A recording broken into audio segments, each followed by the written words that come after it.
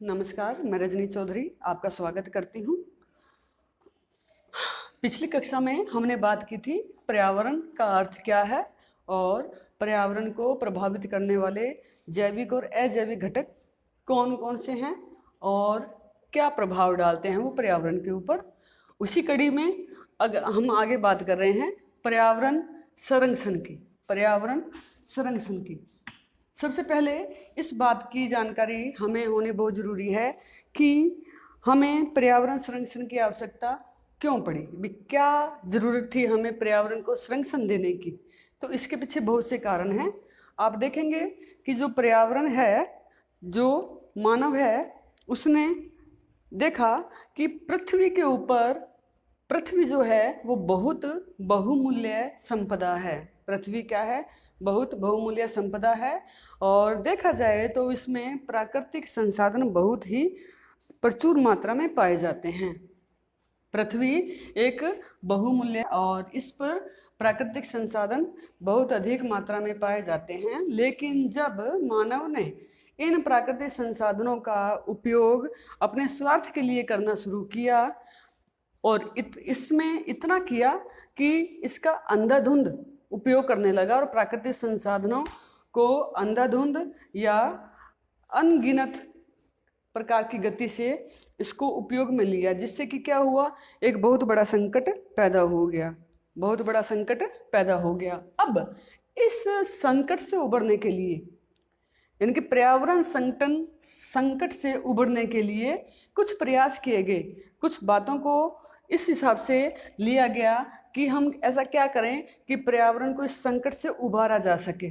तो हमें पर्यावरण संरक्षण की आवश्यकता पड़ी और आप देखेंगे कि पर्यावरण जो संरक्षण है उसके लिए दो स्तर पर बात की गई। पहला है इसमें वैश्विक स्तर पर, यानी कि पूरे विश्व स्तर पर, और दूसरा भारत के स्तर पर। दो स्तर पर बात हुई पर्यावरण के संरक्षण के लिए। तो इसमें पहला है वैश्विक स्तर पर। तो विश्व के बहुत से देशों ने मिलकर इसमें सहयोग किया और प्रयास किया, ऐसे कदम उठाए कि हम ऐसा क्या करें कि पर्यावरण को सुरक्षित रखा जा सके। तो इसके लिए आप देखेंगे, वैसे तो देखा जाए विश्व स्तर पर बहुत से ऐसे प्रयास किए गए पर्यावरण को सुरक्षित रखने के लिए, लेकिन उसमें से कुछ महत्वपूर्ण हैं जिसके बारे में हम आज चर्चा करेंगे। तो पहला है, इसके अंदर पहला जो है प्रयास वो था स्टॉकहोम सम्मेलन, जो कि स्वीडन में हुआ था। और कब हुआ था? 1972 के अंदर सबसे पहले स्टॉकहोम सम्मेलन स्वीडन में हुआ 1972 के अंदर। और इसके अंदर यह जो बैठक हुई वह हुई थी 5 जून को। कब हुई थी? 5 जून को। तो इसके अंदर सबसे पहले 5 जून 1972 को स्टॉकहोम सम्मेलन आयोजित किया गया और उसके अंदर पर्यावरण को सुरक्षित रखने के लिए बहुत से प्रयास किए गए, बहुत सी कोशिश की गई। अब इसके अंदर आप देखेंगे कि 5 जून को ही, यानी कि 1972 के अंदर ही यह घोषणा हुई कि 1973 से, यानी कि अगले वर्ष से 5 जून को पर्यावरण दिवस के रूप में बनाया जाएगा, सेलिब्रेट किया जाएगा, पर्यावरण दिवस के रूप में मनाया जाएगा। कब? 5 जून को। लेकिन घोषणा 1973 से यानी कि अगले वर्ष से 1972 के अंदर 5 जून 1972 को स्टॉकहोम सम्मेलन होता है स्वीडन के अंदर। और इसी के 5 जून को ही एक घोषणा की जाती है कि अगले वर्ष से पर्यावरण दिवस के रूप में मनाया जाएगा 5 जून को।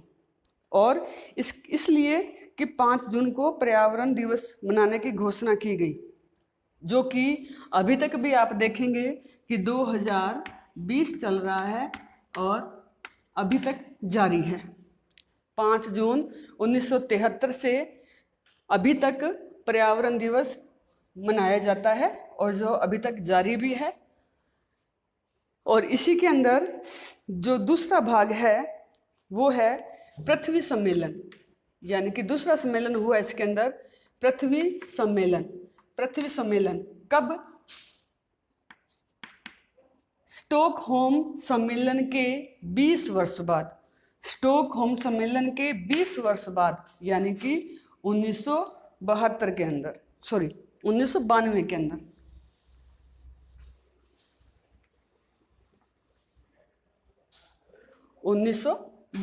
अंदर। पृथ्वी सम्मेलन स्टॉकहोम सम्मेलन के 20 साल बाद, यानी कि 1972 में स्टॉकहोम सम्मेलन हुआ, उसके 20 साल बाद यानी कि 1992 के अंदर ब्राजील के अंदर, और ब्राजील में भी कहाँ? रियो में पृथ्वी सम्मेलन आयोजित किया गया। और इसके अंदर हमने देखा इसमें बहुत सी बातें ऐसी थी कि हमने ऐसी कौन से प्रयास किए जाएं कि पर्यावरण को, पृथ्वी को प्रदूषित होने से बचाया जा सके, इसको नुकसान होने से बचाया जा सके। और इसके अंदर एक लेख प्रकाशित होता है एजेंडा 21, एजेंडा 21, और एक लेख प्रकाशित होता है our common future, our common future. इन दोनों लेख के अंदर बात की जाती है कि हम पृथ्वी को कैसे बचाएं और हम फ्यूचर को सुरक्षित कैसे रखें। ऐसे कौन से प्रयास किए जाएं जिससे कि हमारा जो फ्यूचर है, हमारा जो भविष्य है, हमारी जो पृथ्वी है, हमारा जो पर्यावरण है वो सुरक्षित रहे। ऐसे लक्ष्य निर्धारित किए गए। तो देखिए आगे आप, इसमें 2 लेख प्रकाशित हुए। पहला था our common future, our common future, और दूसरा था इसमें एजेंडा 21। ये 2 लेख प्रकाशित हुए, ये 2 लेख प्रकाशित किए गए और इसमें बात की गई कि हम हमारे पर्यावरण को कैसे सुरक्षित रखें। इन चीज़ों की इसके अंदर चर्चा की गई और हम देखते हैं कि इसमें पूरे विश्व के जितने भी देश थे सब ने अपना समर्थन दिया और इसके पक्ष में आगे आए। ठीक है। और इसमें था कि हम मेन एक ही बात थी कि हम अपनी पृथ्वी को, अपने पर्यावरण को सुरक्षित कैसे रखें। इन बातों पर चर्चा की गई और इसी के दौरान इसमें 2 संगठन भी बनाए गए। किसके दौरान? पृथ्वी सम्मेलन, जिसका दूसरा नाम है रियो 20, जो कि ब्राजील 1992 में आयोजित किया गया। इसी के अंदर 2 संगठन बनाए गए। 2 संगठन कौन कौन से? UNFCCC और दूसरा था कोप। UNFCCC और दूसरा था कोप। अब देखिए UNFCCC के अंदर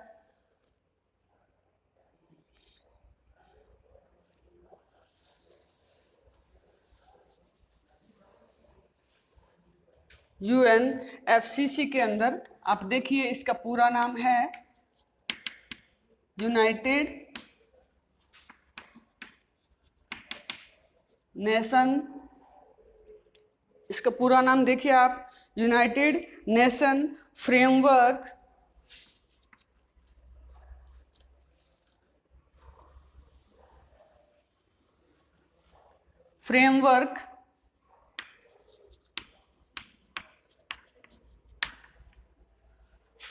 CC climate change.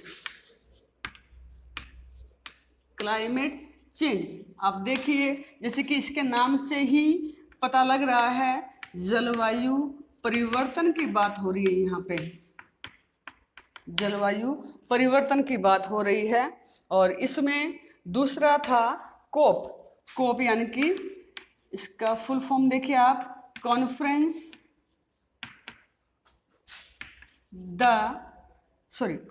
Of parties.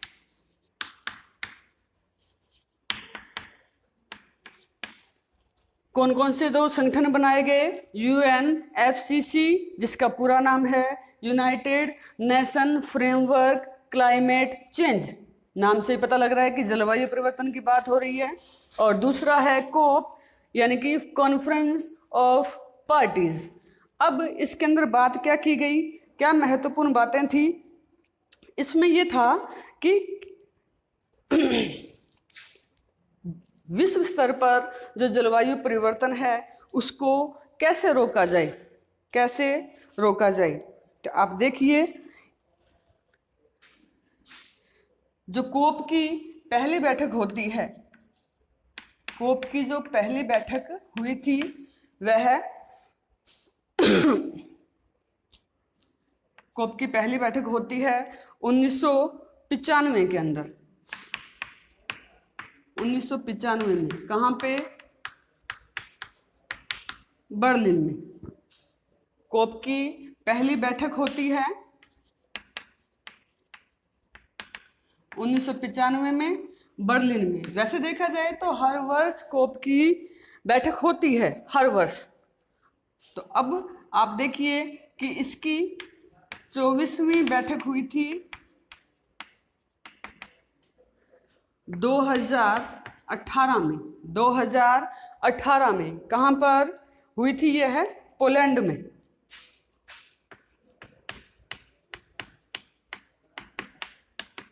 Poland में पहली बैठक 1995 में हुई थी बर्लिन के अंदर, और हर साल इसकी बैठक आयोजित की जाती है। और 24वीं बैठक हुई इसकी 2018 के अंदर पोलैंड में। 25वीं बैठक हुई थी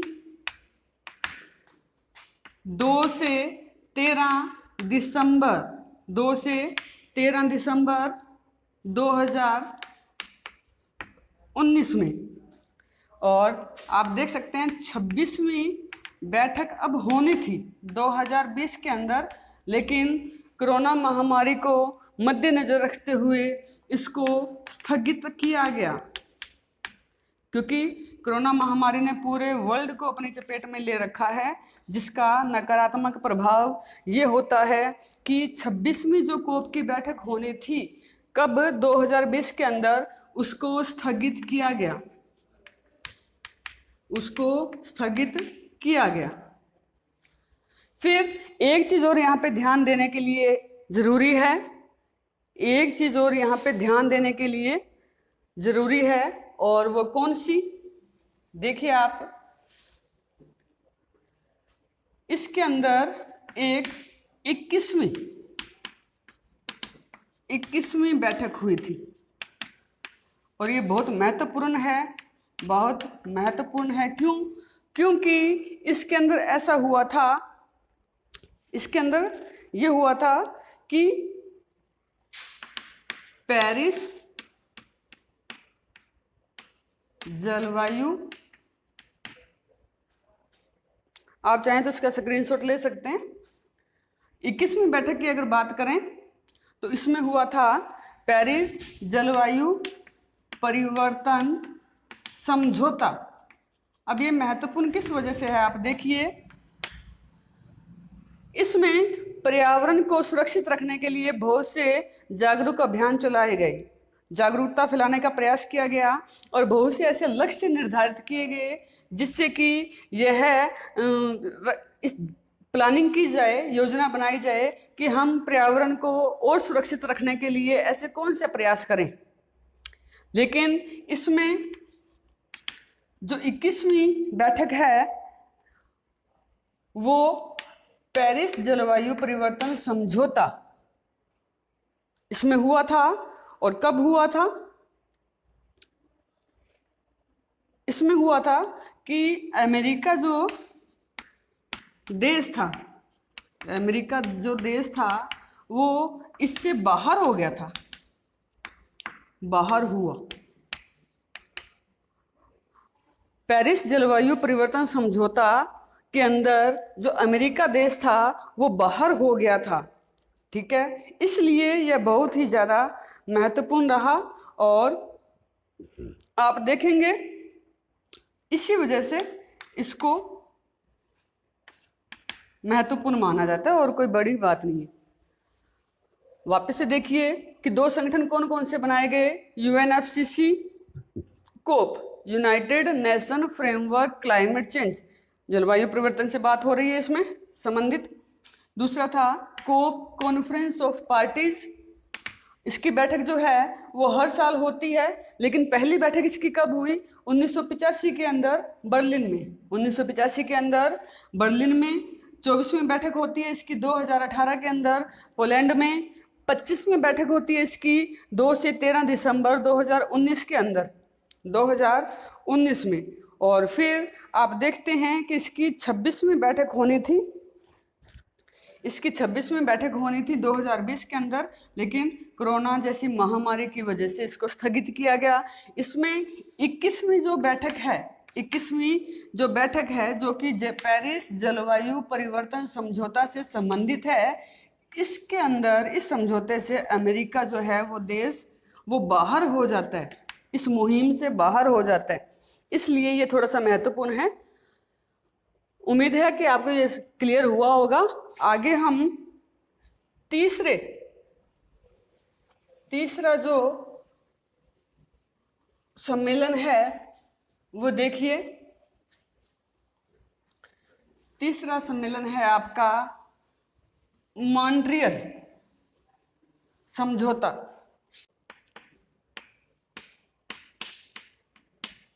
क्योटो प्रोटोकॉल, क्योटो प्रोटोकॉल। अब इसमें क्या बात हुई, इसके अंदर देखिए वैश्विक जो तापमान है उसको कम करने की बात हुई। वैश्विक तापमान को कम कैसे किया जाए इस पर बात की गई, और ये समझौता हुआ था 1997 में। कहाँ पर, जापान में। क्योटो प्रोटोकॉल जो सम्मेलन है, जो समझौता है, वो हुआ था 1997 में। कहाँ पर, जापान में। और इसमें चर्चा किस बात पे की गई कि वैश्विक तापमान को कम कैसे किया जाए, वैश्विक तापमान को कम कैसे किया जाए।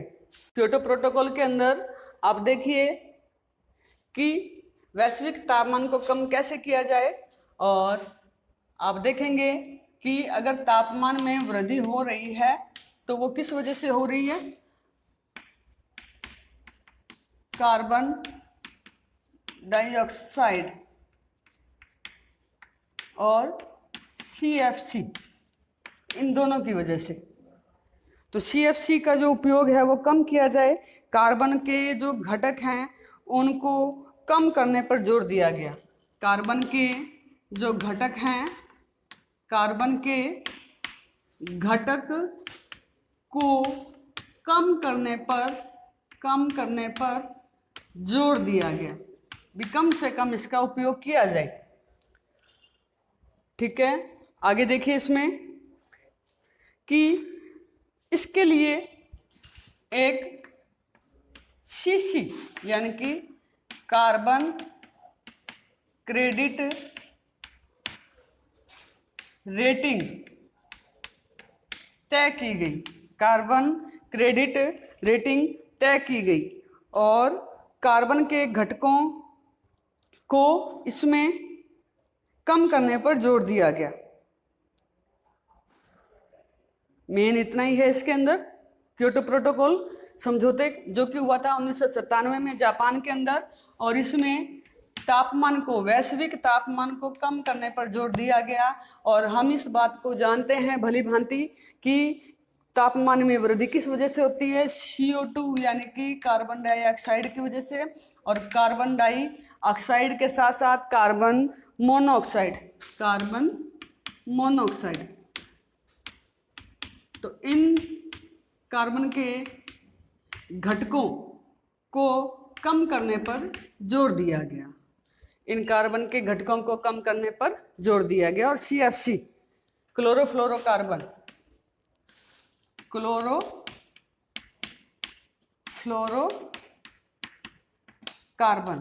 क्लोरोफ्लोरोकार्बन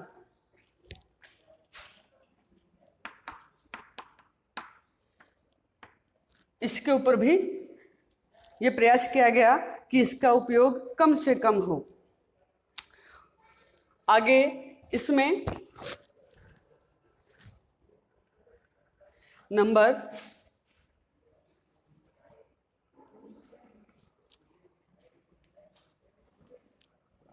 आगे देखिए, नंबर 3 पर है इसमें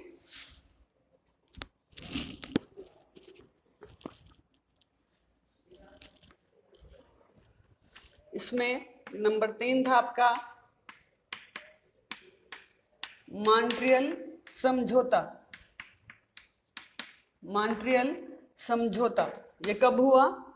मॉन्ट्रियल समझौता हुआ था 1987 में कनाडा में। इतना आपको याद रखना है, क्योंकि एग्जाम की दृष्टि से पर्यावरण को सुरक्षित रखने के लिए जो ये वैश्विक स्तर पर प्रयास किए गए, ये भी उतने ही महत्वपूर्ण हैं जितने भारत के अंदर प्रयास किए गए। तो मॉन्ट्रियल समझौता कब हुआ था? 1987 के अंदर कनाडा के अंदर। उसमें मुख्य मुद्दा क्या था? मुख्य मुद्दा था इसके अंदर ओजोन परत के संरक्षण को लेकर भी, ओजोन परत को संरक्षित कैसे किया जाए, ओजोन परत के संरक्षण की बात इसमें की गई थी। और इसके लिए एक बैठक की घोषणा की गई। बैठक की घोषणा की गई। अब ओजोन परत के अंदर छेद हो रहा है, इसका सबसे पहले पता लगता है अंटार्कटिका महाद्वीप पर कि ओजोन परत के अंदर छेद हो रहा है। इसकी बात सबसे पहले सामने आई थी कि अंटार्कटिका जो महाद्वीप है उस पर। तो इसके लिए ब्रिटिश जितने भी दल थे, ब्रिटिश देशों के दल थे, उन्होंने एक शोध किया और शोध के अंदर ये बात सामने आई कि हाँ, ओजोन परत के अंदर छेद हो रहा है और उसके लिए इसको कैसे सुरक्षित रखा जाए, ये प्रयास किए गए। तो सुरक्षित कैसे रखा जाए, इसके लिए कुछ लक्ष्य तय किए गए। और आगे आप देखते हैं कि 16 सितंबर